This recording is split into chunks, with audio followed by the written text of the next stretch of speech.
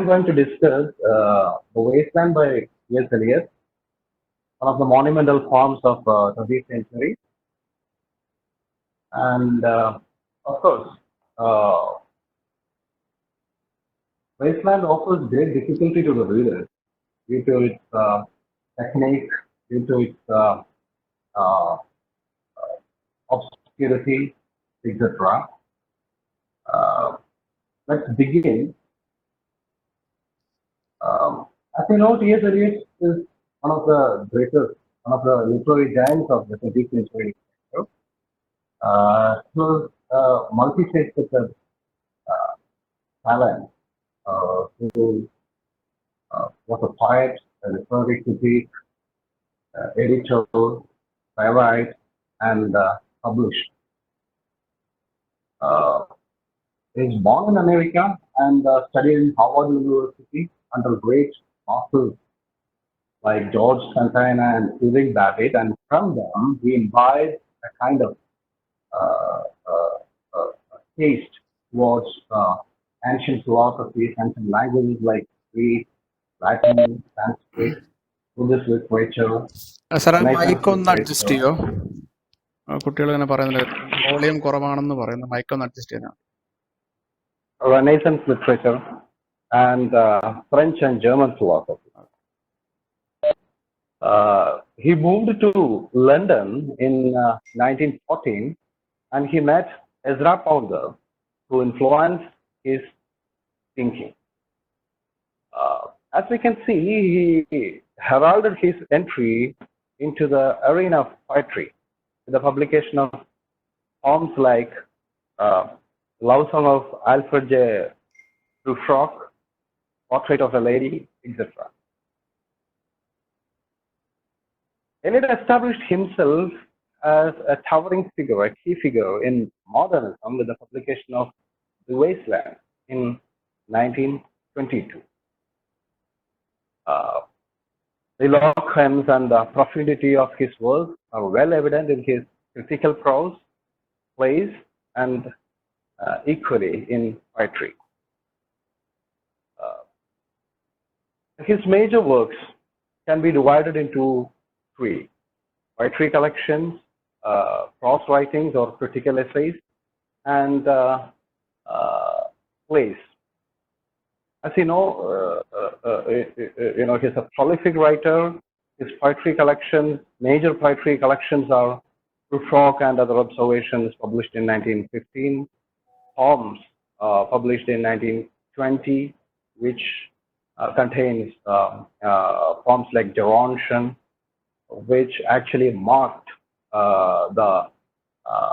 or which announced the arrival of modernism, which redefined the existing tendencies of literature. Then, of course, The Wasteland, which was published in 1922. Then, after Wasteland, he published poems and poetry collections like Ash Wednesday in 1930, Frog Quartets in 1943, The Hollow Man in 1925, and Aerial Poems, and so on. His major plays are Murder in the Cathedral, then The Confidential Clerk, Family Reunion, and The Cocktail Party. To speak about the critical essays written by T.S. Eliot, we may need an entire day. There are around 597, precisely 597 essays written by T.S. Eliot in various, which varies in different themes and topics. Major critical essays are Tradition and Individual Talent, Metaphysical Poet, Hamlet and His Problems, Functions of Criticism, Frontiers of Criticism, and most of his essays are which he himself had published in his own journal. The Criterion were later anthologized and published as a single volume called The Sacred Books. Eliot's criticism is often called workshop criticism, and a workshop critic is a critic who is also a poet, which was the tradition was actually established by John Dryden, then carried out by Wordsworth, Coleridge, Shelley, etc. In these critical essays, Eliot had postulated some major critical concepts which actually demarcated the 20th century literary tradition. Of course, you might have known these well-known critical concepts of T.S. Eliot.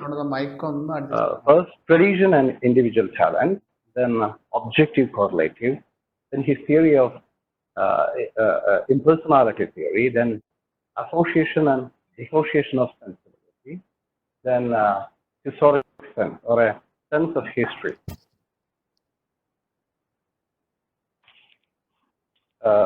Eliot strongly felt that poet should realize emotionally and dramatically that which constitutes the truth of his times, whatever that may be.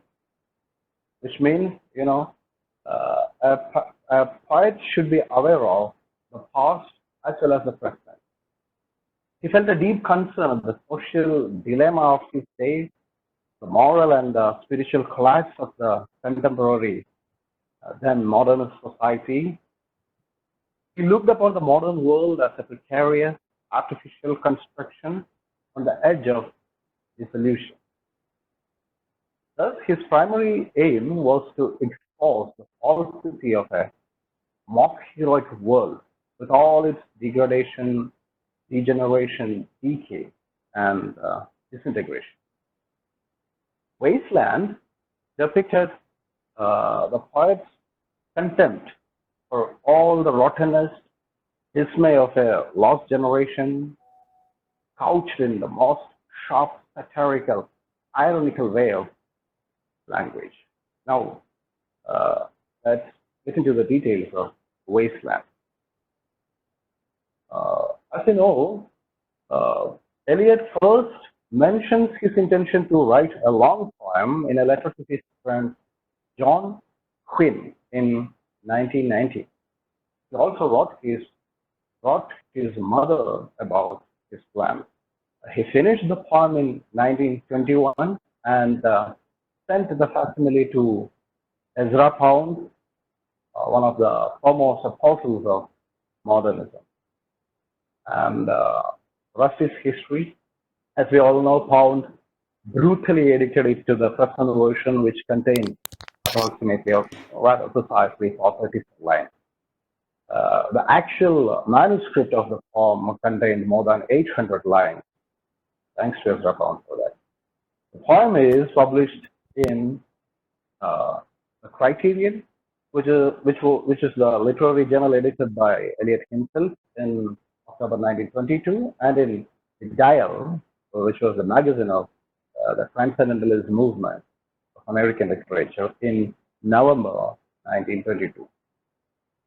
𝐤𝐴𝐚𝐬𝐭 was published in book form by Bonney and Leverett, with notes provided by Eliot in order to alleviate the difficulty posited by allusions and references in the text. By the publication of The Wasteland, Eliot had actually revolutionized the existing literary tradition. As we know, his primary aim was to lead a battle against, a revolt against romantics and the Victorians by introducing radical innovations and variety of techniques. He also fought against the Georgian and Edwardian themes of literature. Keep in mind, the world was actually rapidly progressing. There were so many turbulences which could be seen back then in the initial decades, in the first few decades of 20th century. But the Georgian poets, as well as the Edwardian literary figures, they dwell on trivial literary themes, so that Eliot and of course Ezra Pound and so many other writers like Virginia Woolf, James Joyce, the images, Eiffel Tower fight, etc. They tried their endeavor best to fight against this rotten tradition, which could not express uh, uh, need of the hour. So we can say that the wasteland is often criticized for the difficulty and the obscurity due to its erudite references and mythical structures, but it is highly concerned with human themes like isolation, lack of communication, or the fragmentation and disintegration of the physical as well as cultural world in the aftermath of the First World War, the spiritual sterility, and the intense and inherent longing for stability. He uses a peculiar technique. To talk about this technique, wasteland is often considered to be equal to a movie, or the so-called cinematographic technique is used in the wasteland. We can, if we go through the film, we can see that the events and the episodes and scenes are rapidly changing, exactly like in a movie. He incorporates snippets from ordinary conversations, myths and legends.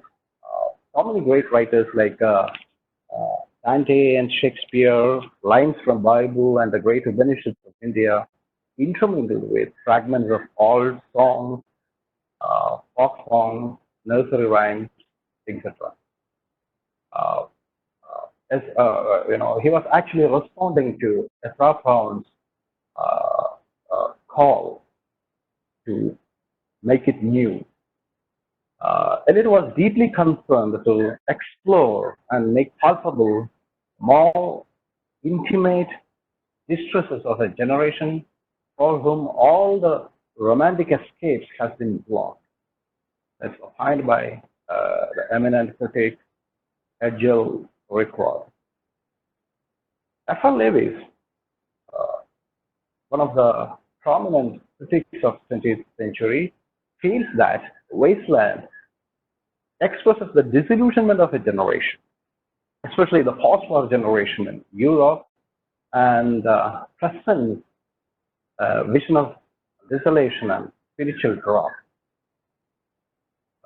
As we can see, the impact of the First World War was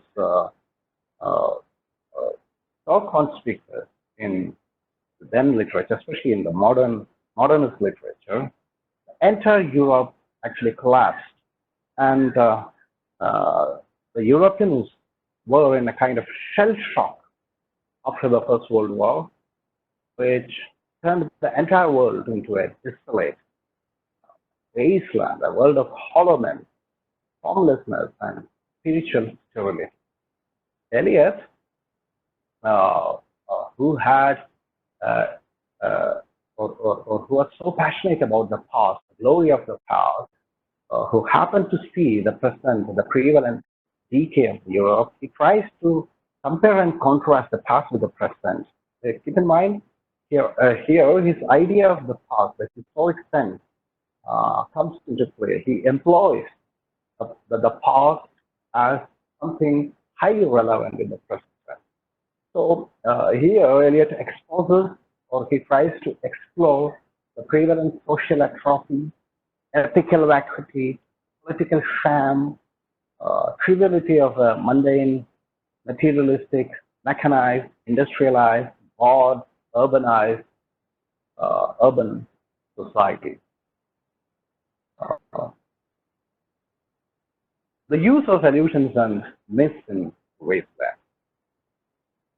Wasteland is considered to be one of the largest allusive poems ever written in English literature. Allusions from a variety of contexts and historical epochs are juxtaposed as an collage or as a montage. The temporal the temporal perception are completely distorted and the past is constructed out of fragments. And it alludes to a variety of texts. He alludes to Bible, Chaucer, Dante, William Shakespeare, Thomas Middleton, Charles Baudelaire, Petronius Arditi, Countess Mary Lavish, then Lord Buddha, Saint Augustine, Hieronymus Bosch, Seneca, then Ovid,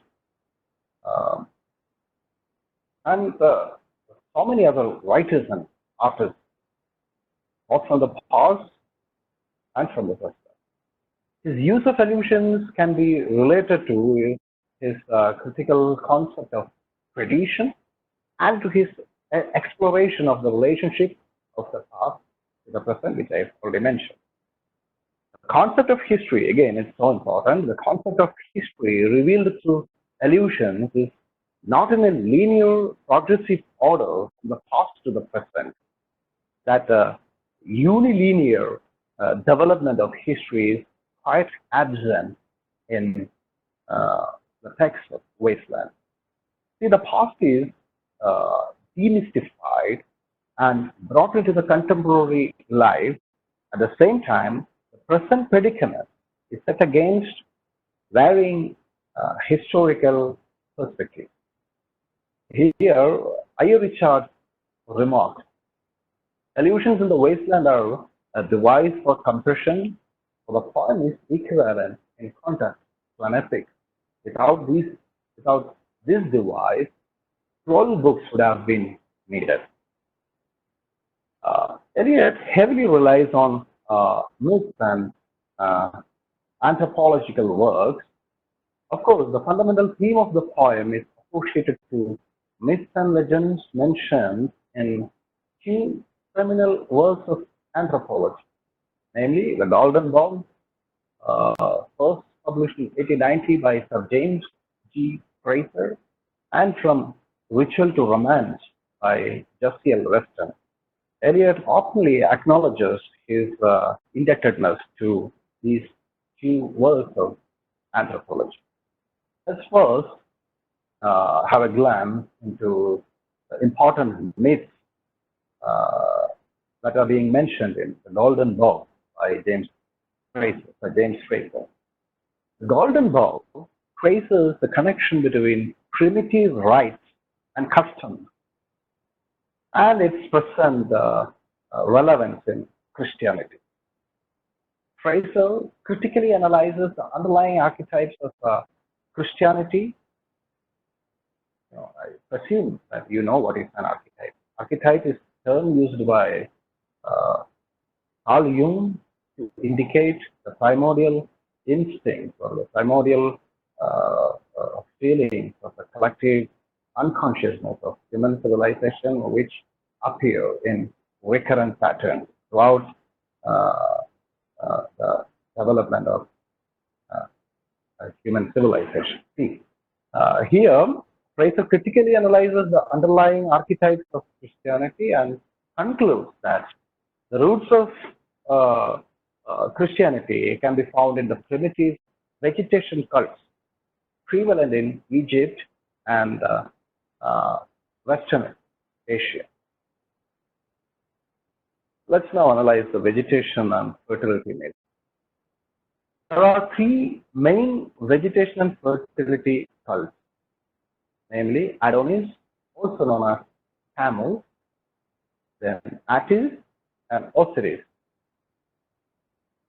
These are deities, these are vegetation gods worshipped by people in Central Asia, Western Egypt, Asia Minor, Sumeria, and etc. These myths follow a common recurrent thread or a pattern, an archetype, that of death and resurrection, or death and rebirth.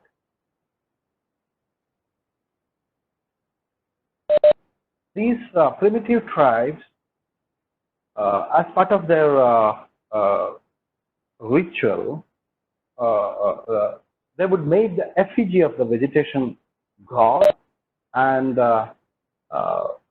they would bury or drown or burn these effigies, symbolizing the death of the deity. Here, it's in connection with their farming and agriculture. When the land becomes infertile during the winter, and when it regains its fertility during spring, these vegetation gods subsequently are buried and resurrected. Winter is symbolically connected to the death of the god, and spring to his resurrection. The same god who's been hung or buried, cremated, will be ritually researched or resurrected during spring, symbolizing his rebirth. This archetype has been taken over by the Christian myth, as in the birth of Christ, his suffering, and his eventual resurrection. So what J.G. Fraser argues that Christianity actually follows the archetype of the vegetation cults, both in Christianity as well as in this vegetation and fertility cults of the ancient people. The chief deity dies and he eventually resurrects. Fraser summarizes that Easter celebration of Christians of the dead and the risen, resurrected Christ was grafted upon a similar celebration of the dead and the risen Adonis in Syria during the same season of springtime, that means in April. The second work, which I have already mentioned, is From Ritual to Romance by Jessie L. Weston. In this particular work, she supplies phalanx of legends and myths. Among them, the legend of the Holy Grail is of utmost importance. See, Jessie L. Weston supplies an explanation of the evolution of religious belief, especially the evolution of Christianity, through the analysis of the great legend of this Holy Grail. The Grail was supposed to be a goblet or a vessel or a cup used by Christ during the time of the Last Supper with his disciples just before the day of his crucifixion. And according to the legends, one of the disciples of Jesus Christ, namely Joseph of Arimathea, gathered the blood of Jesus Christ in this particular vessel when the Roman soldiers pierced Christ's body using their lances. Later, this cup is said to have brought to Glastonbury in the west of England, and which is supposed to be kept in a mysterious chapel called the Chapel Perilous. It is subsequently lost, and the search for it became an archetypal symbol of the quest for spiritual truth, especially in medieval Arthurian romances.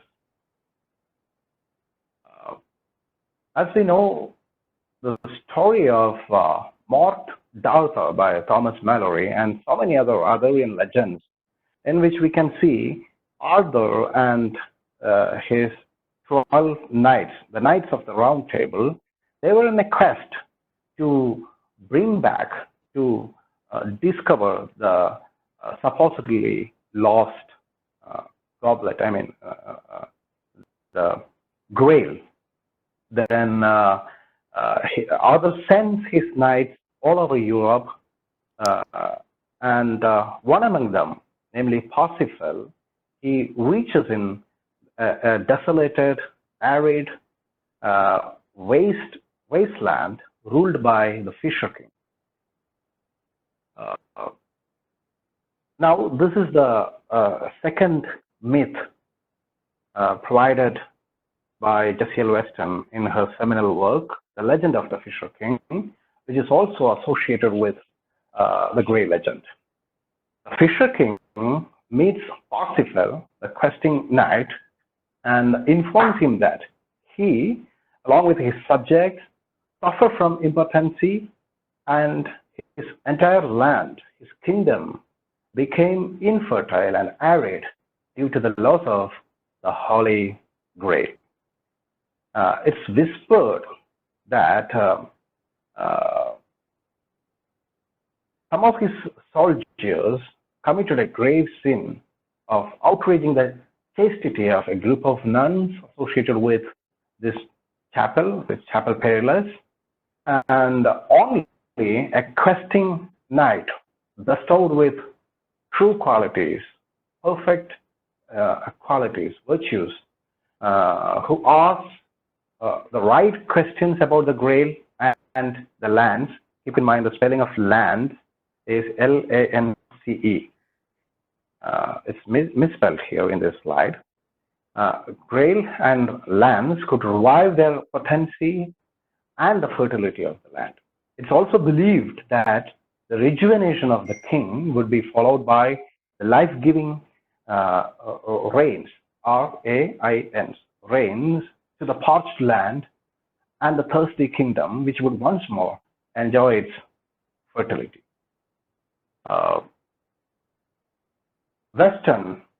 Jessie Weston points out that the symbols of the legend, the cup and the lands, L-A-N-C, are sex symbols of immemorial antiquity, which can be seen in the vegetation cults as vegetation cults and in several primitive myths. Now we move on to the next myth of the Tarot pack of cards, which are there in the same work from Ritual Romance. The Tarot pack of cards are 78 in number, used for divination by the Egyptian priests. Weston associates the symbols used on the cards with primitive rituals. The four suits of the Tarot pack are the cup, the lance, the sword, and the dish are the life symbols used in the Grey legends. Eliot makes use of a few symbols like the Hanged Man, Bronze Phoenician Sailor, Belladonna, Man with Three Staves, One-Eyed Merchant, etc. See, in actual Tarot pack, only a few, like the Hanged Man and Man with Three Staves and Bronze Phoenician Sailor, are there. The rest was actually invented by T.S. Eliot. Another important myth associated with the formation of the text of the wasteland is that the legend of Tiresias. Tiresias is the legendary Theban prophet who prophesied to Achilles, Hercules, Oedipus, etc., was supposed to be an immortal. He was also blind and bisexual, and the story of his transformation is well mentioned in Ovid's Metamorphoses, as well as in several other texts,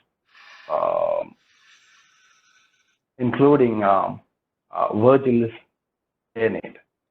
He according to the legend, he was actually traveling through an enchanted forest, and he accidentally sees two large copulating serpents, and he strikes them with his staff, and immediately he was transformed into a woman. He leads the life of a woman for long 8 years. Unfortunately for him, after 8 years, he sees the same mating serpents and he repeats the same blow with his staff, which helps him to recover his masculinity. So Tiresias is the kind of person who knows experiences of both the genders. Later, he was summoned by Jove in order to settle a dispute between Jove and Juno, his wife. In Greek mythology, these two characters are Zeus and Hera. Please remember that. Here, in Ovid's Metamorphosis, we can see that he was summoned by Jove to settle a dispute. What is a dispute? Jove argued that it's women who enjoy sex the most, and Juno argues vice versa. So Tiresias actually supports Jove's argument that women are more passionate, thereby inviting Juno's wrath, and Juno curses him, which turns him to eternal blindness. But Jove, as a compensation, he grants him the gift of foresight. Eliot employs Tiresias as an all-embracing consciousness, the human predicament, and the omnipresent narrator of the wasteland. So these are the fundamental myths and legends upon which the wasteland is built. Now, let's go to the text. As we can see, the text opens, with an epigraph. This epigraph is taken from, before that, I would like to say that the wasteland is divided into 5 sections, namely the burial of the dead, then a game of chess, a fire sermon, death by water, and what the thunder said. Now to the epigraph. This epigraph, Nam Sibailum Quidam Cumi Ego Ipse Oculis Meis Vidi and Ambula Pendre. It's taken from the 1st century AD Roman poet Petronius Arbiteus' work titled Satyricon, in which there is a character called 𝐓𝐡𝐞. He's a drunkard, and he would often boast that my own eyes had seen it exactly goes like this. For once I myself saw with my own eyes the Sibyl at Cumae hanging in a cage, and when the boys said to her, "Sibyl, what do you want?" she replied, "I want to die." Actually, this is another legend which Eliot employs as the epigraph of the wasteland. See, the legend of the Sibyl of Cumae is that there are many Sibyls. Sibyls are actually, prophets or soothsayers who can foretell events. See, Sibyl at Cumae was the one who helped Aeneas to travel to the underworld to see his dead father. She acts as a bridge between the world of the living and the world of the dead, a kind of liminality. In Ovid's Metamorphosis, this as well as in Satyricon, her stories have been mentioned, according to which Apollo, the central deity to the Romans, he pleases by the actions of the Sibyl, and he grants her a wish. In another version of the story is that Apollo is actually enchanted by the beauty of this Sibyl, so that he asks for sex, as and she demands that first you have to grant me a wish. So he grants the wish, and the greedy Sibyl, what she does, she picks a handful of sand from the river bank, and she asks for eternity, immortality. But she was so crooked that later she was never ready to give him what he asked for. So Apollo suddenly grants the wish, and he vanishes. Later, Sibyl remembers that she had forgotten to ask perpetual youthfulness along with immortality. So that we can see that she is getting aged and aged, but she doesn't die. So finally, she's been placed in a jar, which is called ampulla, and only her voice is left. So here, 𝐴, the drunken character from Satyricon, he boasts of that I have seen with my own eyes Sibyl of Ķimain hanging in a cage, and her wish was to die. So this is the epigraph, and we can smell the kind of theme which will be there in the text of the wasteland. Now, the wasteland is dedicated to 𝐓𝐴 with the phrase il miglior fabbro, which means the greater craftsman, which is taken from Dante's Divine Comedy, in which Dante addresses his fellow poet Arnold Daniel, was a provincial poet whom Dante thinks that a much better poet than he himself. Here, as a gratitude for the kind of editing made by 𝐓𝐴, Eliot dedicates Wasteland to 𝐓𝐴 using this phrase il miglior fabbro.